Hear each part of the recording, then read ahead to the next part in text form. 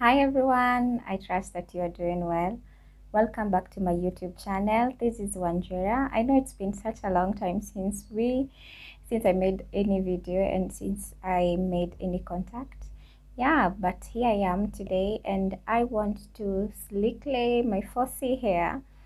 It's something I'm trying for the first time. Of course, when I used to have my relaxed hair on, I used to go to salon and have my hair my hair slick laid using a styler gel or soft and free gel, but today I'm going to use a different type of gel.